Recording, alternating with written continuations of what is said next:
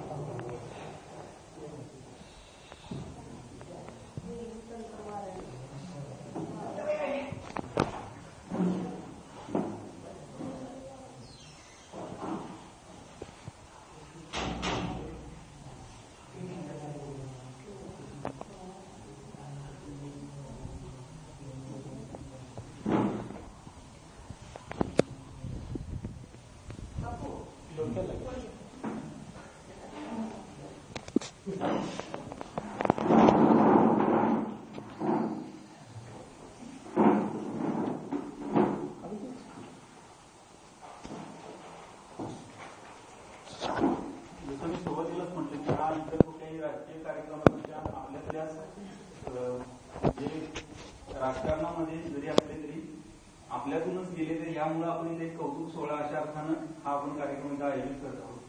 त्यासाठी मॅडमचा जो पहिल्यापासून विद्यार्थी राहिलेला आहे आणि सध्या जो इस्लामपूरमध्ये प्रयत्न करत आहे युपीएससीच्या तसेच एमपीएससीच्या स्पर्धा परीक्षांमध्ये यश मिळवण्याचा, त्याला मी विनंती, त्या जयवंत खोत बेळाशी दुर्गेवाडीचा आहे, त्याला मी विनंती करतो की त्यांनी मॅडमच्या विषयी त्याला जे काय मनोगत व्यक्त करायचं ते व्यक्त करावं.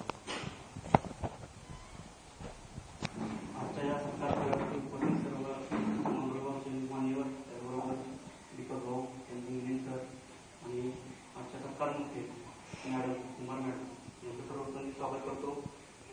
तर ग्रामीण भागामध्ये ज्यांनी चांगला संकल्प केला ते दीपक भाऊ यांनी प्रयोग केला स्वतःचा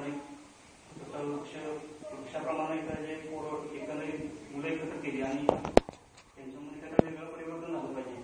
त्याचा नक्कीच वटवृक्षामध्ये रूपांतर त्यांना बळ येतो. तर महात्मा फुले, कर्वे आणि राजर्षी महाराज यांच्या विचारांची बांधिलकी असणारे स्टडी सर्कल आहे आणि त्यामुळे हा कार्यक्रम म्हणजे कोणताही राजकीय नाही तर शैक्षणिकदृष्ट्या मुलं कुठं पुढे उभे राहिले पाहिजेत त्या अनुषंगानं मोठा प्रयोग केला आहे. त्याचबरोबर मॅडमनी आम्हाला 2 वर्ष चांगल्या पद्धतीने शिकवले, त्यामुळे मॅडममध्ये बोलावं तेवढं खरं थोडंच आहे. मॅडमना त्यांच्या आयुष्यासाठी, भावी आयुष्यासाठी शुभेच्छा देतो आणि त्या सुद्धा दिल्याबद्दल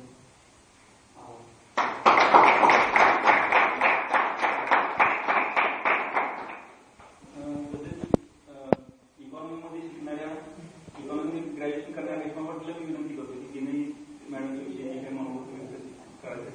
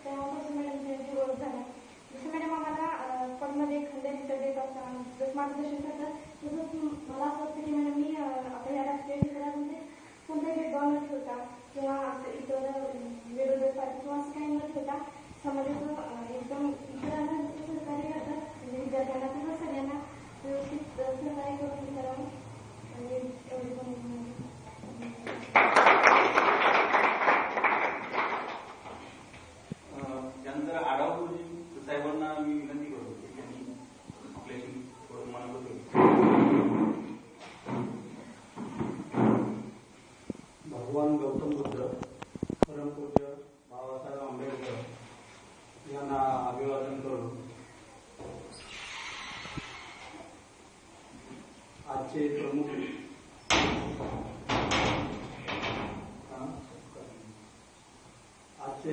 प्रमुख सत्कार मूर्ती कुंभार मॅडम, अर्थात या आपल्या घरच्याच आहे या उद्देशानं आपण हा कार्यक्रम आयोजित केलेला आहे. यामध्ये कुठलाही राजकीय भेदभाव पण नाही आणि काय नाही. आपल्याच माणसाची आपण स्तुती नाही करणार तर कोण करणार. आणि या मॅडम इथं येत होत्या, अभ्यास करीत होत्या. अजूनही त्या म्हणजे विद्यार्थी दशेत आहे, विद्यार्थ्यांना शिकवतात. त्यांचा पुढचा संकल्प आहे PhD वगैरे करण्याचा, आणि त्या होती. याबद्दल मला काही शंका नाही. मॅडम बद्दल बोलायचं तर तुम्हाला माझ्यापेक्षा तुम्हाला लोकांना माहित असेल जास्त त्यांच्याबद्दल. जो जो मनुष्य इथे येईल, जो जो विद्यार्थी या नंतर मी मनुष्य म्हणतो, जो इथं विद्यार्थी येईल त्याचं निश्चितच या स्तूपाच्या वास्तवामध्ये त्याचं प्रगती होईल. आणि प्रगती होत आहे ही आपल्याला आता उदाहरणं दिसू लागली आहे. त्या दृष्टीनं दीपक आणि आम्ही काही ठराविलो या वास्तूच्या दृष्टीनं किंवा कार्यक्रमाच्या दृष्टीनं आमच्या योजना आहेत. आम्ही आमच्या तऱ्हेने हे करू, पण गावच्या मुलांनी इथं येऊन आपलं भविष्य प्रगतीपथावर न्यावं असं मी त्यांना उपदेश करेन. बाकी मॅडम बद्दल जास्त मी काही बोलणार नाही. मॅडमकडे तर आपली मागण्या भरपूर आहेत, कारण आपल्याच आहेत त्या सरपंच व्हायचा म्हणजे शहरामध्ये महापौर असतो तो प्रति नागरिकच्या शहरात असतो. मॅडम तर आपल्या या मांगरूळ गावच्या प्रथम नागरिक आहेत असं मी म्हटलं तर काही चुकीचं होणार नाही. आणि मॅडम आपल्या असल्यामुळं त्यांच्यावर आपल्याला हक्कानं आमच्या अडचणी आहेत त्या सांगून त्यांनी आम्हाला मदत करावी ही अपेक्षा करतो. याच्या अगोदरच मी बरंच ग्रामपंचायतीमध्ये ठराव दाखल केलेला आहे. तोही बहुतेक मंजूर होण्याच्या पथावर आहे. मॅडमने त्यावर लक्ष घालावं आणि आमची ज्या मागण्या आहेत त्या पूर्ण कराव्या अशी मी त्यांना विनंती करतो. आणि माझ्या चार शब्द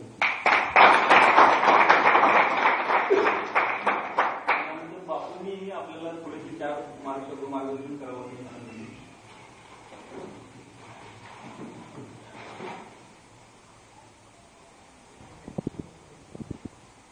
जगतवंद्य भगवान गौतम बुद्ध, डॉक्टर बाबासाहेब आंबेडकर, स्वामी महाराज, महात्मा फुले यांना मी वंदन करून तसेच आपले आजचे जे सत्कार मंत्री जे आहेत कुंभार मॅडम, त्यासाठी आपण या ठिकाणी आलेलो आहोत.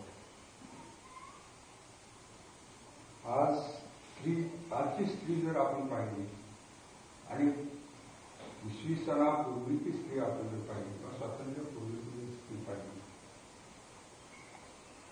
तर त्यामध्ये तुम्हाला जमीन आसमानाचा फरक दिसेल. स्वातंत्र्यानंतर त्या स्त्रीमध्ये आमूलाग्र बदल झाले.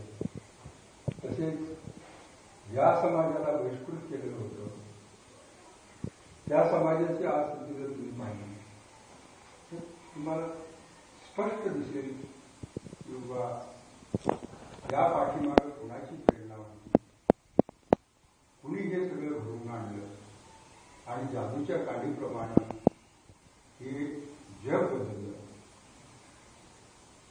त्याची कल्पना आणि कुणीही त्याबद्दल कृतज्ञता व्यक्तही करीत नाही किंवा आदरही बाळगत नाही. ती व्यक्ती म्हणजे घटनाकार, घटनेचे शिल्पकार डॉक्टर बाबासाहेब आंबेडकर. आज स्त्रीला 50% आरक्षण आज मिळत आहे. तेच पूर्वी स्त्रीला घराच्या बाहेर पडण्याचा अधिकार देखील नव्हता. ती स्त्री आज संघटनेनं विरोध करीत आहे आणि चळवळीमध्ये या सामील होऊन आज उच्च पदावर पोहोचलेल्या आहेत. अशा अशा उच्च पदाची भारताचं पहिलं मोठं पद आहे जे राष्ट्रपती पद, पंतप्रधान पद. तेव्हा अशा ठिकाणी आज स्त्री पोचलेली आहे, पुरुषाबरोबर समानतेने लढत आहे, की आम्हालाही समानतेचा हक्क पाहिजे. ही स्त्रियांना जाणीव झालेली आहे, स्त्रिया जागृत झालेल्या आहेत. आणि आज पुढे पुढे आज पुरुषांना मागे टाकीत आहे आणि स्त्रिया पुढे जात आहेत. ही स्त्री ही किती सबल आहे, जिला आपण अबला समजत होतो, की आज किती सबल आहे हे आपल्या समोर दिसत आहे. बाबासाहेब आंबेडकरांनी ज्या वेळेला हिंदू कोड बिल लोकसभेमध्ये मांडलं पार्लमेंटला, त्यावेळेला हिंदू समाजानं कंप्लीट त्याला विरोध केला. स्त्री जर सुधारली तर पुरुषांच्या डोक्यावर असेल, किंवा आमची घर सांभाळणार नाही, मुलं सांभाळणार नाही, ही एक भावना त्या काळात ज्या धर्मानं, ज्या मनुस्मृती त्याला कारणीभूत, हजारो वर्ष या मनुस्मृतीनं छळ केला, एवढा छळ केला दलित समाज आणि स्त्रीचा. भयंकर आतोनात की जगामध्ये कुठल्याही कोपऱ्यामध्ये तुम्हाला ते आढळून येणार नाही, एवढा स्त्रीचा आणि दलितांचा लोकांनी छळ केला धर्माच्या नावाखाली. आज हे चित्र आज आपल्याला स्पष्ट दिसतं की आज सगळेजण एकमेकाच्या बोलण्याचा भाग आहे. किंवा आज असं चित्र आहे की सर्व समाज एक आहे. त्याला कारण समता, स्वातंत्र्य आणि बंधुत्व ही बुद्धाची शिकवण डॉक्टर बाबासाहेब आंबेडकरांनी घटनेमध्ये त्यामध्ये आणलेली आहे की कायद्यानं सगळे समान आहेत, कायद्यानं कुणी उच्च नीच नाही, सगळे समान आहेत, सगळे बंधुभावानं वागावे, हा त्या पाठीमागचा उद्देश होता. तेव्हा अधिक मी माझं भाषण लांबीत नाही, 4 शब्द बोललो. आज या पदावर, सरपंचच्या पदावर मॅडमबाई आहे, फार आनंद झाला. आम्ही सुद्धा मतदानाच्या वेळेला सगळे प्रचार आम्ही करीत होतो आणि आमचं जे कार्य आहे दीपक साहेबांनी जे सुरू केलेलं आहे त्याप्रमाणे प्रत्येकानं आपापला अभ्यास सांभाळून या ठिकाणी आपली प्रगती करावी. सर्वांना एक संधी आहे, त्या संधीचा फायदा घ्यावा.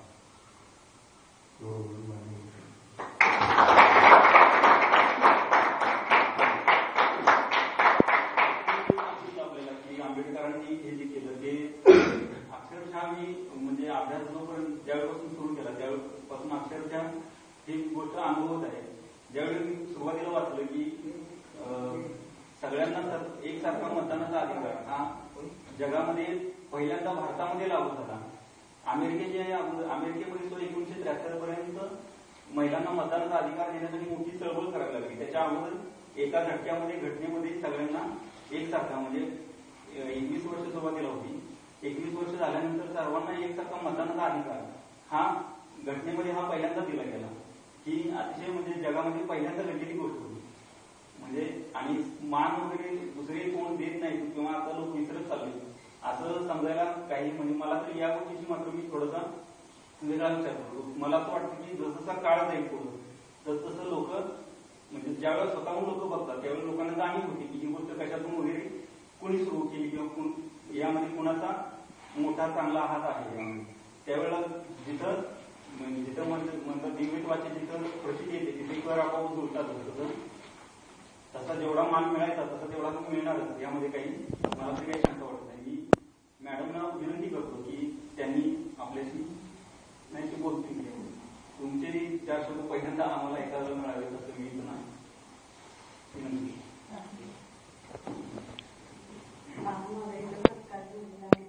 राजकीय संधी मला लहान वयात मिळाली.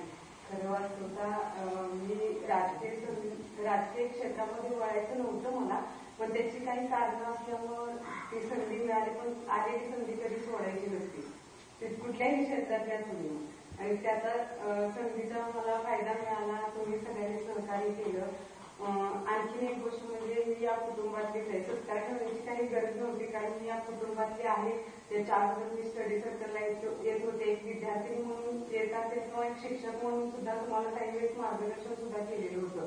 आणि त्यामुळं या कुटुंबातल्या होते, त्यामुळे सत्कार ठेवायची आवश्यकता नव्हती. याच्या अगोदर पण एक सत्कार ठेवलेला होता, दुर्दैवाने मला त्या ठिकाणी उपस्थित राहता आले नाही, कारण विद्यापीठात हिस्ट्री विभागाला मी पहिली आलेले होते, म्हणून भाऊनी माझा सत्कार या ठिकाणी ठेवलेला होता. परंतु हजर राहता आले नाही. परंतु आज अशी संधी मिळाली की पुन्हा एकदा सत्कार या ठिकाणी माझा घेण्यात आलेला आहे. म्हणजे या कुटुंबातून खरं म्हणजे सगळे श्रेय या स्टडी सर्कलला जातं, कारण या ठिकाणी मगाशी म्हटले होते की या ठिकाणी जाणारा कधी रिकामा जात नाही. माझ्या आयुष्याला दिशा द्यायला हे स्टडी सर्कल, कारण 2 सत्कार या ठिकाणी होत आहेत, म्हणजे या ठिकाणी असणारे काहीतरी खरंच या ठिकाणाला काहीतरी महत्व आहे, किंवा या ठिकाणी तुम्ही जर सातत्याने अभ्यास केला तर तुम्ही सुद्धा खऱ्या अर्थानं सक्सेस व्हाल. त्या ठिकाणी तुम्ही कुठेही कमी पडणार नाही. आता या ठिकाणी राजकीय संधी मला मिळाली याची काही कारणं असतील किंवा याच्या पाठीमागची पार्श्वभूमी जरी वेगळी असली तरी सुद्धा माझ्या मनामध्ये एक समाजसेवेचं कुठेतरी समाजसेवा आपल्या हातून घडावं असं वाटत होतं. आणि या राजकीय क्षेत्राला जर समाजसेवेची जोड दिली तर खऱ्या अर्थानं मी गोरगरिबांच्यासाठी काहीतरी करेल, आपल्या तळागाळातील लोकांच्यासाठी काहीतरी करेल असं मला वाटतं, किंवा याची खात्री मी देते. आता माझं बालपण असेल किंवा माझं कौटुंबिक लग्ना अगोदरचं जीवन, आम्ही मध्यमवर्गीय कुटुंबातील आहेत, किंवा माझे वडील प्राथमिक शिक्षक होते, त्यामुळे राजकीय क्षेत्राशी काही संबंध आलेला नव्हता. फक्त एका दिशेने सरळ दिशेने चाललं, त्यामध्ये मग 2 नंबर वगैरे असं काही आमच्याकडे प्रकार नाही. आम्ही मध्यमवर्गीय असल्यामुळं एक सरळ मार्गाने जाणं हीच एक दिशा होती. आमच्या वडिलांनी ती शिकवलेली होती. आई वडिलांचे संस्कार होते माझ्या पाठीशी. माझे भाऊ सुदैवाने आई वडिलांनी कष्ट केल्यामुळं पोलीस भरती झाले, त्यामुळे कुणाशी राजकीय संपर्क आला नाही किंवा कुणाच्या पाया पडावं लागलं नाही. आणि खऱ्या अर्थानं तिघं सक्सेस आहे ते म्हणजे आई वडिलांचे आशीर्वाद आणि त्यांचे संस्कार. आता त्यानंतर स्टडी करता लग्नानंतर आता प्रत्येक ग्रामीण भागामध्ये आपण पाहतो की मुलगी वयात आल्यानंतर तिचं लग्न करण्याची घाई असते, किंवा आई वडिलांना ते बोजा नको असतो, कारण समाजातील काही लोकांचा बघण्याचा दृष्टिकोन असा असतो की काही नाही, मुलींचं लग्न करून द्यायचं आणि आपण निवांत राहायचं, किंवा आपल्याकडं ही जबाबदारी नको. आणि त्यामुळे मला 14वीत असताना माझं लग्न झालं. परंतु माझ्या सासरची एवढी चांगली मिळाली की त्यांनी मला सपोर्ट दिला, शिक्षणासाठी संधी निर्माण करून दिली, आणि पुढे मला सक्सेस व्हायला खरं मार्गदर्शन त्यांनी केलं. आता मी वाळा भाग आपण पाहतो की सदन भाग म्हणून ओळखला जातो, आणि शिराळा तालुका बघितलं तर मागासलेला म्हणून किंवा डोंगरी भाग म्हणून ओळखला जातो. आता सदन भागातून मागास भागामध्ये किंवा डोंगरी भागामध्ये येताना थोडीस मला ऍडजस्टमेंट करावी लागली, कारण तिथले विचार तिथली राहणीमान थोडीशी तफावत होती. परंतु खऱ्या अर्थानं मी म्हणजे डोंगरी भागच चांगला, कारण ज्या ठिकाणी मला शिक्षणाची संधी त्यांनी निर्माण करून दिली आहे, ते फक्त ओझं खांद्यावरून बाजूला केलं किंवा लग्न करून दिलं. परंतु या ठिकाणी जरी मागासलेला असला तरी खरे विचार या ठिकाणी किंवा मुलींना म्हणा किंवा तुमच्या येणाऱ्या सुनांना तुम्ही सुशिक्षित सुना आणताय आणि त्यांना खऱ्या अर्थानं पायावरती उभा राहण्याची संधी तुम्ही निर्माण करून देताय. म्हणजे तिकडच्या लोकांच्या विचारापेक्षा तुमच्या विचारामध्ये खऱ्या अर्थानं जागृती झालेली आहे असं मला वाटतं. आणि त्यांनी मला 14वी पासून शिक्षण दिलं, मग MA झाले, मी BEd केले त्यांनी, नंतर डबल MA झालं, डबल ग्रॅज्युएशन झालं. आता 3ऱ्या विषयातलं खरं म्हणजे मराठी विषयाचं पुन्हा मी ग्रॅज्युएशन करते. आणि पुढचं म्हणजे टार्गेट माझं आहे की खरं मला ह्या राजकीय संधीचा सत्कार व्हावा असं वाटत नव्हतं. या ठिकाणी जर मी PhD किंवा CPhD झाले असते किंवा सक्षम प्राध्यापिका म्हणून आले असते आणि माझा सत्कार झाला असता तर ह्याच्यापेक्षा मी खऱ्या अर्थानं तो सत्कार मला मान्य झाला असता. परंतु त्यामुळे त्या सत्काराला मी जास्त महत्व दिलं असतं ह्या सत्कारापेक्षा, आणि तीही संधी येईल असं यासाठी मी प्रयत्न करते. बघूया आता शेवटी स्थान माझं चांगलं आहे, त्यामुळे सेटनेटचं आणि पीएचडीचं माझं टार्गेट आहे आणि त्यानुसार मी या स्टडी सर्कलला जवळजवळ 100% प्राधान्य दिलं आणि इथून पुढे जर मी ते ती संधी सेटनेट असेल किंवा पीएचडी ही संधी मला स्टडी सर्कल मार्फत किंवा या ठिकाणी मी अभ्यास करते त्यामुळं ती संधी मला नक्कीच प्राप्त होईल. आता या ठिकाणी माझी मुलं अभ्यास करतायत त्यामुळं थोडीशी खंत वाटते की जिथं मुलं येत आहेत अभ्यास करतायत पण काहीतरी कमी पडतंय काहीतरी चुकतंय ह्याची कारणं शोधूया आपण.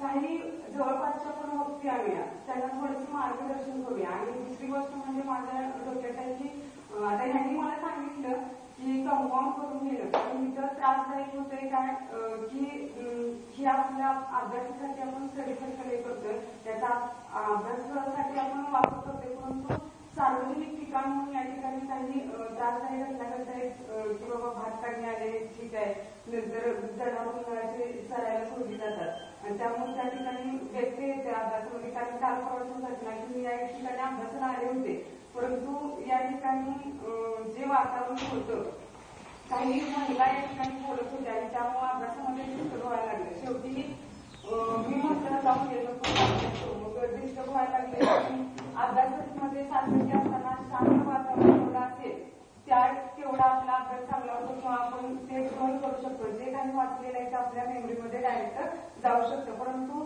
या ठिकाणी काही लेडीज बायका अशा बोलत होत्या त्यामुळे डिस्टर्ब व्हायला लागलं मला आणि शेवटी म्हणलं नकोच आपण जाऊया इथून सरळ मग घरी काही तसं म्हणजे वातावरण असतं कारण घरातलं आणि इथलं कारण कुटुंबापासून थोडं आलीचं ज्या ठिकाणी शांत वातावरणामध्ये आपण असतो त्या ठिकाणी अभ्यास चांगल्या अर्थानं होऊ शकतो. आणि यासाठी माझ्या डोक्यात आहे की इथं थोडंसं कंपाऊंड की जेणेकरून मुलांना त्रास होऊ नये आणि आपली मुलं का कमी पडतायत त्यासाठी बघते आपण बोलूया. त्यासाठी काही मदत लागली तर मी तुम्हाला सांगते की जवळपासच्या आपण अगोदर बोलूया. तर माझ्या जे शिक्षक आहेत त्यांना मी बोलून ठेवले त्यांचं थोडं मार्गदर्शन मिळालं तर मुलं आपली कुठेच कमी पडणार नाही.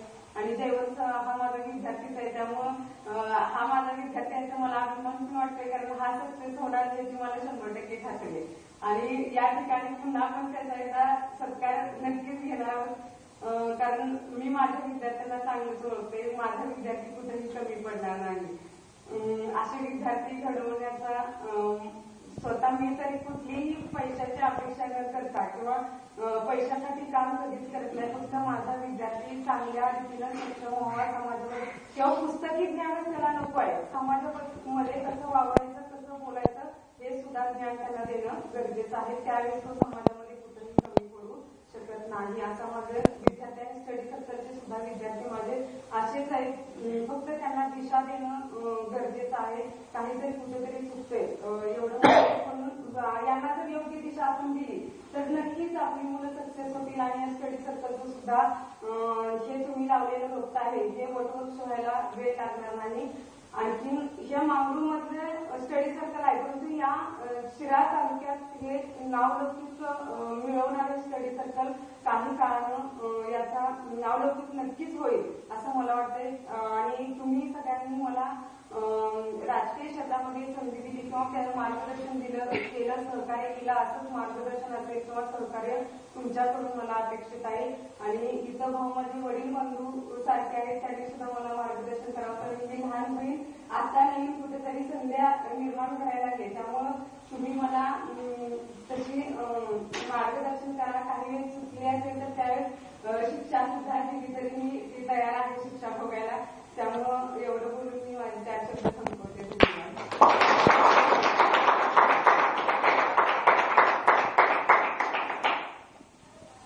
आणि आपल्या दीपक भाऊ सरांना विनंती करतो की त्यांनी आपल्याला मार्गदर्शन करावं.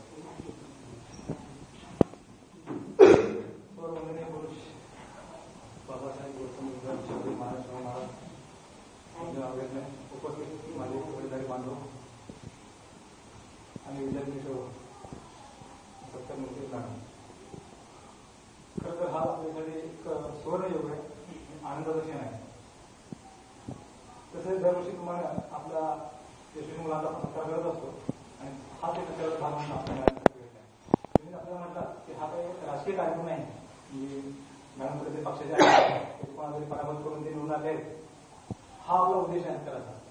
फक्त मॅडम ह्या नालंदा परिवाराचा हिस्सा आहे, सदस्य आहे, म्हणून आपण त्यांचा गुणगाव करण्यासाठी आपण सत्ता आयोजित घेत आहे.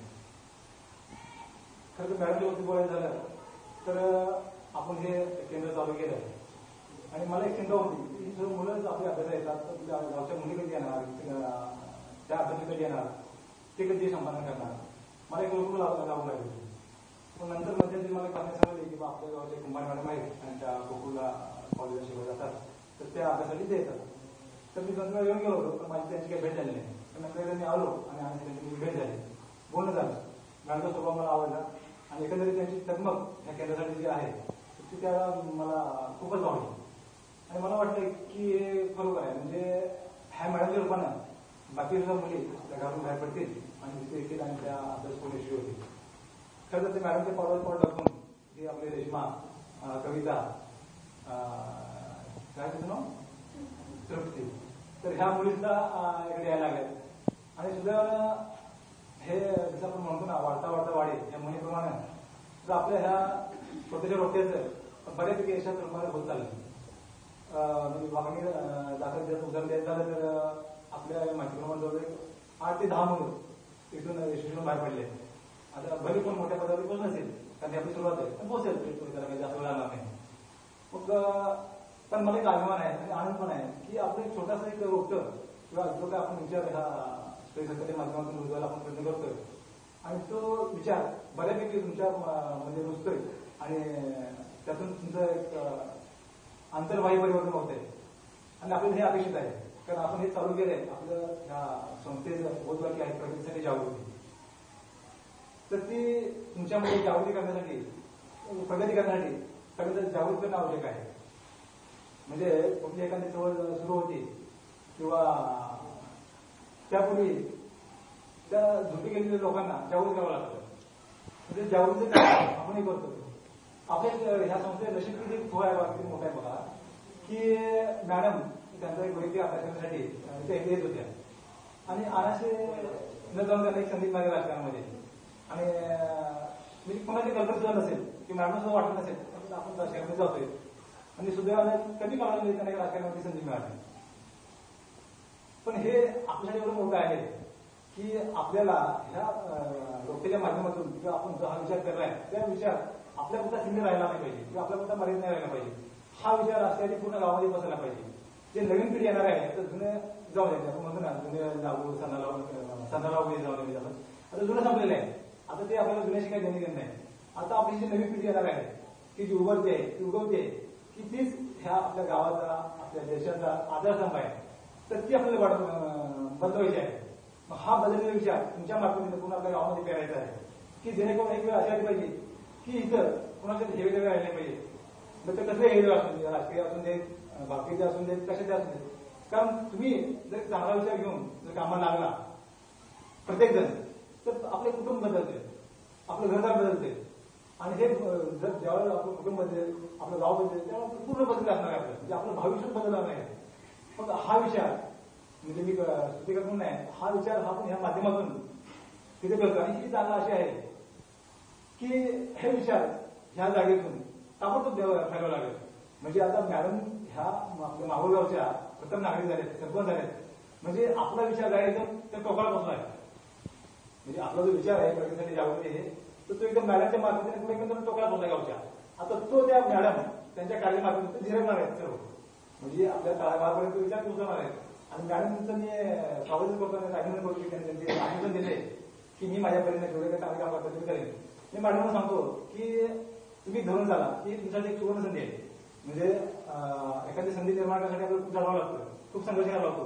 कोणती संधी अनाश्रमात चालून आली आणि जसं तुम्ही म्हटला की ह्या संधीचं जेवढ्या प्रमाणामध्ये मला पूर्ण करता येईल म्हणजे गोरगरिबांच्या कल्याणासाठी किंवा ज्या सरकारी योजना आहेत स्कीम आहेत त्या राबवण्यासाठी जेवढे काही तुम्हाला करता येईल तेवढे तुम्ही जरूर करा. पण तुम्हाला एक सल्ला देऊ शकतो की हे राजकारण आहे. ह्या राजकारणामध्ये प्रत्येकाचा स्वार्थ वेगळा असतो.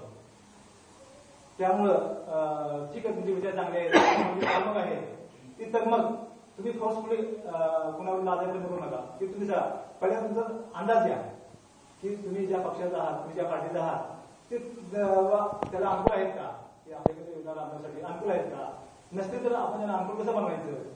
तर हे पहिल्यांदा मी तुम्हाला हे का सांगतोय सांगायची गरज नाही, कारण तुम्ही उच्च विद्यापीठ आहात आणि आपल्या गावचा पण एक सन्मान आहे की तुमच्यासारखे एक उच्च विद्यापीठ महिला प्रथम नागरिक सरपंच म्हणून आपल्या गावी विद्यमान होत्या. तर सांगत होते एवढं की पावलं टाकणाऱ्या राजकारणामध्ये स्टेप बाय स्टेप टाकायचा की कुणाला आपल्या वाणीमुळं बोलण्यामुळं कोण दुखावलं जातं कामा नये. कारण न जाणो ही छोटीशी सुरुवात खरंच मोठी सुरुवात होऊ शकते. की जसं चंद्रावरती पाऊल ठेवला तेव्हा नील आर्मस्ट्रॉंग म्हटले की मानवाचं एक छोटंसं पाऊल आहे पण ते फार मोठ्या पाऊल आहे, दृष्टी टाकून मोठं आहे. पण तसं हे तुमचं छोटंसं एक तुम्हाला संधी मिळाली आहे. तर ह्या संधीचं तुम्हाला मोठ्या संधीमध्ये जर रूपांतर करता येईल तर ते तुम्ही स्टेप बाय स्टेप करत राहा. तुमच्या पक्षाचे विचार समजावून घेत त्याची व्यवस्थित आखणी करत आणि आमचा जर पाठोपाठ सध्या असणार आहे. फक्त आम्ही कुठल्या राजकारणी असणार आहे कारण आमचा तो प्रांत नाही आणि आम्हाला ते कुठं असं राजकारण पण पाडायचं नाही. फक्त आम्हाला आनंद आहे की आमच्या इथून कोणी एखाद्या राजकारणामध्ये गेला आणि तो जर चांगलं काम केला तर आम्हाला अभिमान आहे की बाबा आमच्या संस्थेचे विद्यार्थी आहेत की आमच्या स्त्री सरकार परिवाराचा एक सदस्य आहे असं मला एक मोठा अभिमान आहे. तर मी काही जास्त बोलत नाही. आजचा हा कौतुक सोहळा याच्या निमित्त एक राहून गेलं की मॅडम हा पहिला आपल्या व्यक्ती आहे की ज्या महिला असून त्या घरातून बाहेर पडल्या. त्याने त्या भाषणामध्ये उल्लेख केला की माझ्या सासूची मुलं चांगली घडली म्हणून मी इथपर्यंत पोहोचले गेले. त्यानिमित्तानं मी दादांचं आणि दिलीपचं पण मी खूपच आभार मानतो की मॅडम म्हणजे गुण ओळखून तुम्ही त्यांना एक चांगली संधी निर्माण करताय. म्हणजे तुमचे जेवढे अभिनंदन करायला आभार मानण्याकडे थोडे जास्त करतात. आणि असे पती किंवा असे सासरे ह्या सर्व माझ्या महिन्यांना पण लाभो की जेणेकरून त्यांच्यामध्ये सुद्धा क्वालिटी बाहेर पडतील आणि त्या काही करू शकतील. पण मला विश्वास आहे महिलांचे कौतुक होते. आपण बघतो असं म्हणजे बापू म्हटले की महिला कुठल्या क्षेत्रामध्ये पाठीमागे नाही. त्यांना फक्त संधी मिळाली की त्या संधीचं 100% 100% सोनं करणार. आपण आज आपण बघतोय म्हणजे कुठल्याही जागेचा निकाला होता काही लोकांना मुली टॉपरला मुलीची संख्या जास्त म्हणजे आतापर्यंत मला दाबला गेला होता. म्हणजे ह्या निमित्तानं बापूने पण उल्लेख केला बाबासाहेबांचा की मी तर ह्या सर्व श्रेय बाबासाहेब देईन. ते का तर हिंदू कोडचा पण उल्लेख केला बापूने की एक वेळ अशी निर्माण झाली की बाबासाहेबांनी ह्या सर्व महिलांचा स्त्रियांचा अभ्यास केला होता. त्यांनी जवळ पाहिलं होतं की हा एवढा मोठा 50% हा वर्ग मुख्य प्रवास वंचित राहिला तर देशाचं मोठं नुकसान आहे. म्हणून बाबासाहेबांनी रात्रंदिवस जागून हिंदू कोड बिल लिहिलं तयार केलं आणि ते हिंदू कोड बिल संसदेमध्ये मांडणार होते. तर तेव्हा नेहरू वगैरे सरदार पटेल काय म्हटले की हे माणसाचं ते विरोध होईल आणि आपल्या सरकारवर होईल आणि हे मान्य होणार नाही. बाबासाहेब दुःखी साहेब तर मी ह्या एवढ्या कष्टाने मी हिंदू कोड बिल लिहिले आणि हे काँग्रेसमध्ये असे म्हणतात त्यामुळे बाबासाहेबांनी ते मंत्रिपदात राजीनामा दिला आणि ते बाहेर पडले. पण आज बघा किती मी तुम्हाला सांगतो आज हा मॅडम हा सरपंचपदी झाल्या तर त्याची नागरिक त्या हिंदू कोडबलमध्ये आज बऱ्याचशा अशा स्कीम आहेत की त्या स्कीम त्या हिंदू कोडबलमध्ये आल्या पण सरकार सांगत नाही की ह्या स्कीम हिंदू कोडबलमध्ये आल्या. कारण कसं असं की आपल्या देशात दुर्दैव आहे की कोणी त्यांना मोठा झाला तो अंक्या जातो तो अंक्या पंचायत म्हणून ते कोणता उल्लेख करत नाही. तर मी तुम्हाला सांगतो की आपल्या देशामध्ये महिलांसाठी जेवढ्या स्कीम आहेत ना त्या सर्व स्कीम त्या हिंदू कोडबलमध्ये घेतल्या आहेत. फक्त ते दाखवत नाही कोण की हिंदू कोडबल लागलं नाही. म्हणून याचं श्रेय जवळजवळ मी 100% बाबासाहेबांना दिलं याचं श्रेय. कारण बाबासाहेब जर जन्माला नसते तर दलितांना सोडून द्या त्या दलित आहे म्हणून ते विषय घेत नाही. पण ह्या महिला असतील देशाची फार विषय राहिले असते. कारण आतापर्यंत हिंदू संस्कृतीमध्ये काय होतं की महिलांचं चूल मूल बघायचं म्हणजे महिला म्हणजे दासी म्हणून होती. म्हणजे त्यांना ह्या एवढे त्यांच्या बाहेर पडायचं नाही तरी जायचं नाही. किती नटल्या किती सुंदर असायचं त्या घरी बाहेर पडायचं नाही. आणि ते काय उपयोग त्या जिंदगीचा उपयोग आहे त्या महिलांच्या त्याच्या अंगाची कर्तृत्व आहे तर ते बाहेर पडणार कसं. म्हणजे एक छोटं उदाहरण इंदिरा गांधीचं की इंदिरा आणायचं हे झालं लालू प्रसाद ते वारले त्याच्यानंतर एक कोकणी जमात झाली. त्याच्यानंतर काँग्रेसची सत्ता इंदिरा गांधी दिली. इंदिरा गांधीच्या नव्या होत्या कारण आणि त्यावेळेला त्यांचे जे विरोधी पक्ष वगैरे होते किंवा त्यांचे पक्षाचे सिनियर नेते होते तर त्यांना ते गुंगी उड्या म्हणायचे. मग एक वेळ आली आणीबाणी जाहीर झाली मग त्या वेळा ती भूमी कडे जरी चिडवायची ना तर अक्षरशः सर्वांना तुरुंगामध्ये टाकला जेलमध्ये पक्ष नाही त्या 1975 त्या 75 आणीबाणीमध्ये. आणि त्यावेळेला इंदिरा गांधी टाकून दिलं म्हणजे महिला काय करू शकते म्हणजे महिलांमध्ये किती शक्ती आहे किती ताकद आहे किती पावर आहे त्यावेळेला समजलं. तसं मार्गरेट थॅचर ब्रिटनच्या पंतप्रधान होत्या किती होत्या सिनेमा बंधाने के किती पंतप्रधान होत्या, खूप आता ऑस्ट्रेलिया पण पंतप्रधान केलं का आपल्या देशामध्ये पण गेल्या. म्हणजे महिलांना संधी मिळाल्या तर महिला काय करू शकतात. आणि मला अपेक्षा आहे आणि शुभेच्छा आहे पण मॅडमचा हा कार्यक्रम 5 वर्षे व्यवस्थितपणे चांगल्या पार पडतील आणि त्याची माझे शुभेच्छा आहेत. आणि बोलून मी माझं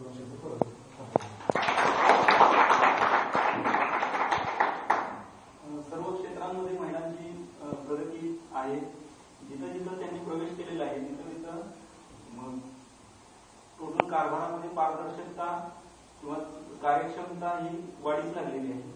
सर आमचे धर्माधिकारी सरांच्याकडे मी मार्गदर्शन घेतो. त्यांचं तरी नेहमी एक वाक्य असतं की आतापर्यंत पुरुषांनी जेवढं राजकारण करायचं जेवढं करून झालेलं आहे, जे काय आता इथून पुढेच आहे, इथून पुढं 33% का 50% हा वाद करण्याचे 100% आरक्षण असं समजून घेऊन सगळ्या महिलांनाच राजकीय कारभार द्यावा. की आतापर्यंत 100% आरक्षण पुरुषांचं होतं असं गृहीत धरा आणि इथून पुढं फक्त महिलांनाच एकदा कारभार द्या आणि एक 100 वर्ष करून बघा आणि नंतर मग ठरवा की कोण चांगले किंवा वाईट करते. इथं आजच्या या कौतुक सोहळ्यामध्ये सर्वजण उपस्थित राहिले त्या सर्वांचे मी आभार मानतो. मॅडम त्यांचा मोलाचा वेळ काढून इकडे आले, त्यांचे